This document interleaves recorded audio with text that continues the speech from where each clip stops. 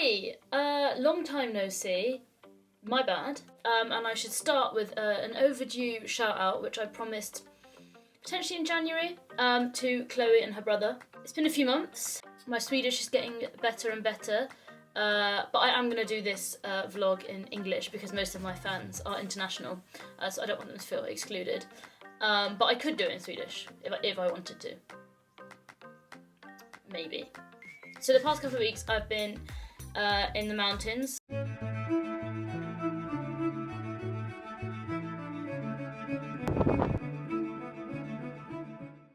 It was cold, but not unbearably cold, because there's no such thing as bad weather, there's only bad clothes. So I guess I didn't exactly have good clothes, because what I was planning to wear when we went skiing was like H&M running leggings and waterproof trousers over the top. Then it was pointed out that that's not going to be particularly warm because that's just two very thin layers of material. So then I was loaned literally everything. So I had a great bright red top, bright yellow trousers, helmet, which is apparently what people wear here, and who am I to disagree? I would always cycle with a helmet, so I'm not sure why I always have skied with that one. But anyway, yeah, wear helmets, kids, and adults. You're never too old for a brain injury. So we drove to Åre. It was a 7-8 hour trip. Thanks to you, now I get what I want. We stopped at Max. The best stop we made was at this place called Dragon City, which is basically impossible to explain. So here's a picture, built and invested in by some Chinese investors who thought that they could build the next Chinatown and it would attract visitors from all over the world, to quote them, and it hasn't. Stop for petrol, stop for food, etc. Got there, staying in a couple of cabins, very cosy. Next day went into Åre B and just wandered around, had Max again because when in Rome, and by that I mean when in Sweden, and by that I mean yes, I get Max a lot. We wandered around Åre B and looked into a couple of shops, had food, and then we took the cable car up to the top.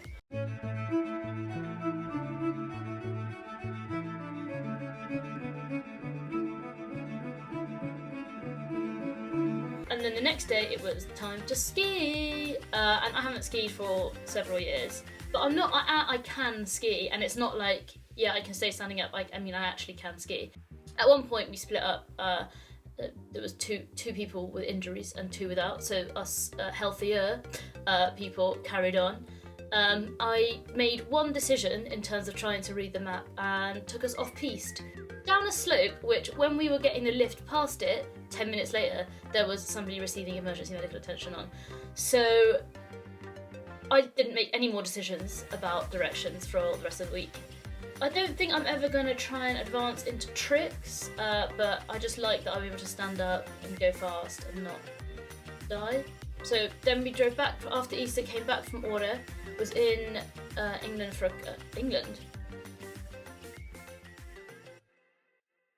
Stockholm, for a couple of days, and then I went to Gördalen, which is like that way, or north, east, basically up, left. Well, but I did not drive. So I flew to Oslo to meet my friend that lives in Dalarna, who was coming back from London. So we were like, let's meet in Oslo airport where her car was, and then we can drive. And I know that I'm, how to phrase this, a fashion icon for a lot of people, an inspiration, a trailblazer. So I figured you might want to know, like my airport style, what exactly it was that I was rocking. So here you go.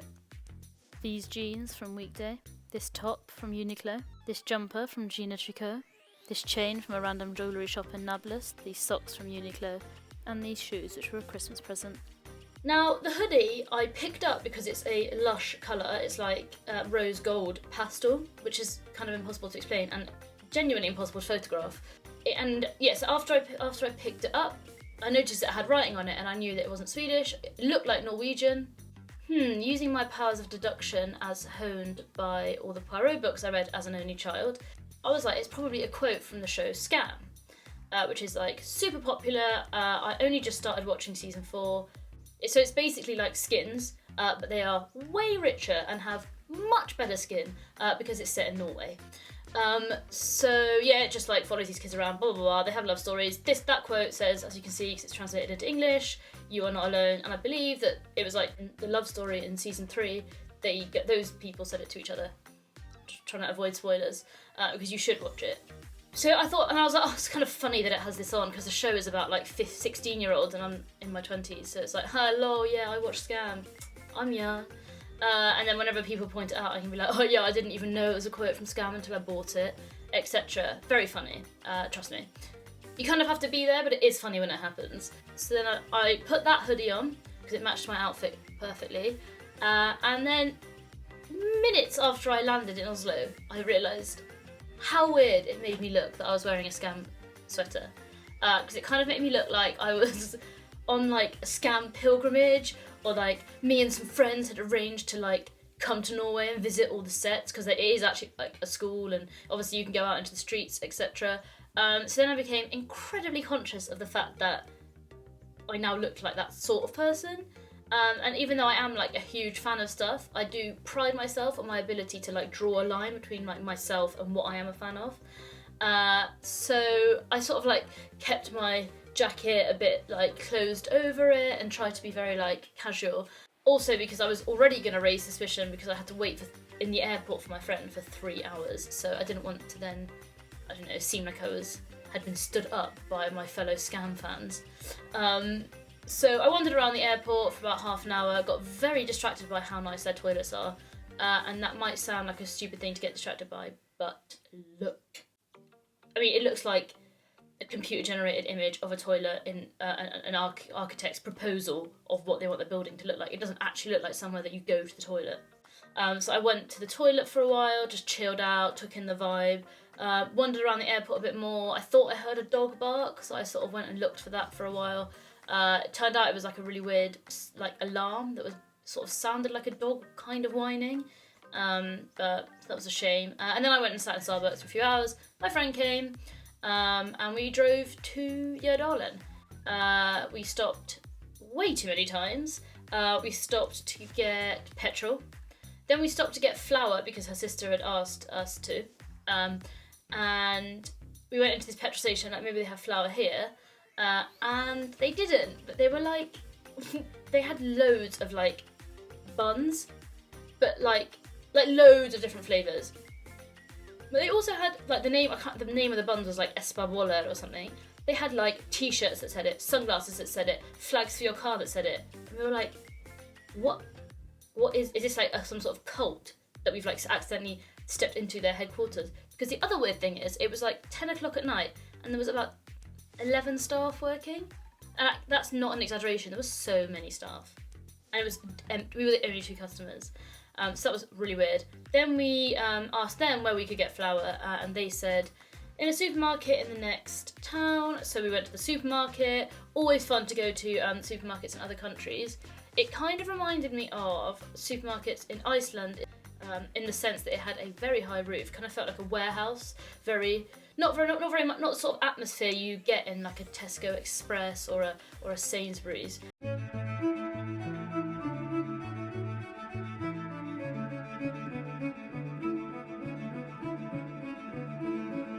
Obviously went in to get flour, left with loads of stuff, including a lot of snacks, which was... and then we drove all the way home without interruption. So, Jørdalen. Snowiest region of Sweden. It's been in the news apparently in the past for being like super snowy. So yeah, well done Jørdalen, because it's like 2 mountains and then it's in the valley, which I think is what Dala means. So I guess Dalarna means the valleys. Anyway, I will check that. What was I saying? Yes, it's 2 mountains and then it's in the valley, so sometimes like clouds come and then they get stuck here and then it just doesn't stop snowing. I don't know, I didn't study geography or whatever it is that studies weather. Meteorology? Well, wow, okay. Meteorology, I guess. Whatever. It doesn't matter. chill out, guys. This isn't a documentary. Well, I guess it is, but it's about me, not weather, so it doesn't matter if the weather information is a bit... The snow had started to melt because it was like the end of the season, but we went out on snowmobiles. I obviously did not drive, I promise. I'm talking to you, Mum, I promise I did not drive a snowmobile. I just sat on the back and held on to my friend who was driving. Didn't hold on that tight, I realise, because at one point she accelerated and I almost fell off the back. So then I started to hold on properly. Very adrenaline filled. We went, first of all we went just to a cafe, then we went up onto the top of the mountain, which was stunning, and you could see Norway and we were in Sweden.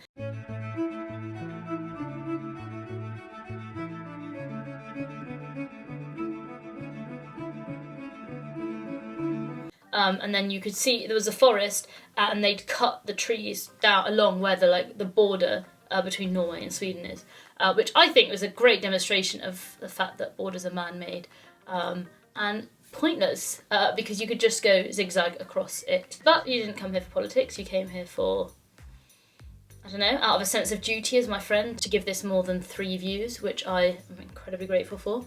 So yeah, lots of snowmobiling. Then we went and looked for a waterfall, or we walked to a waterfall. I don't know, best way of phrasing that. We found a waterfall, but we knew it was going to be there. It wasn't us that discovered it.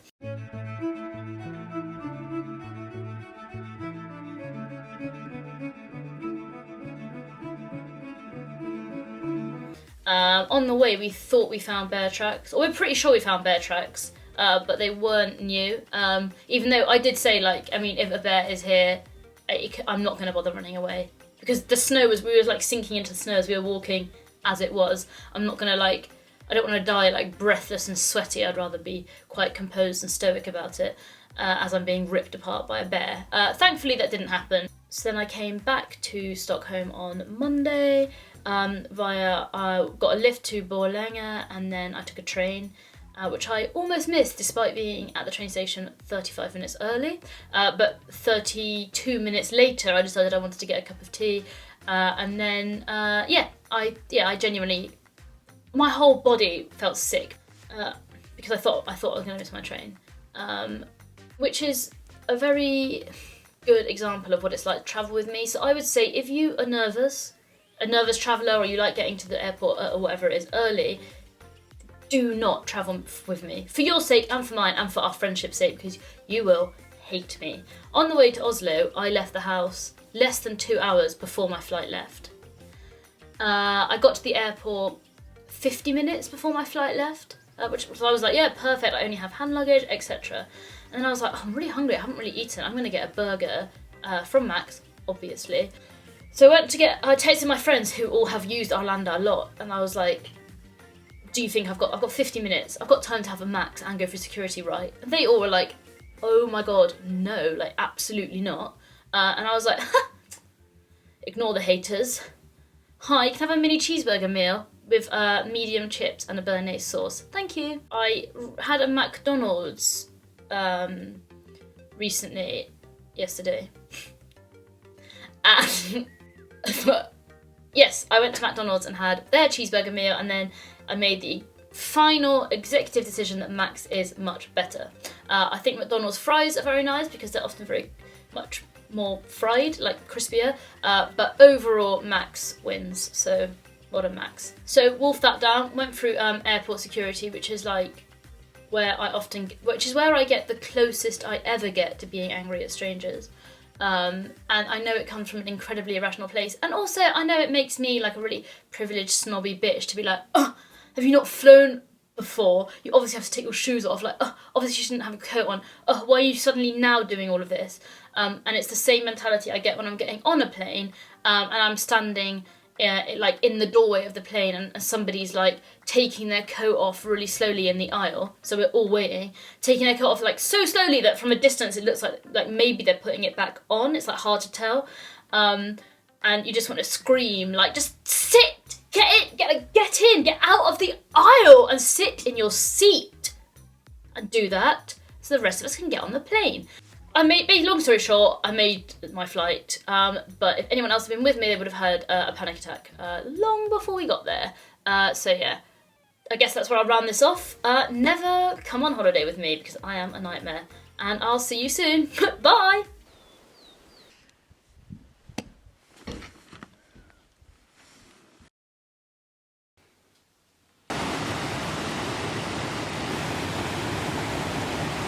I'm gonna do a moonwalk. You ready?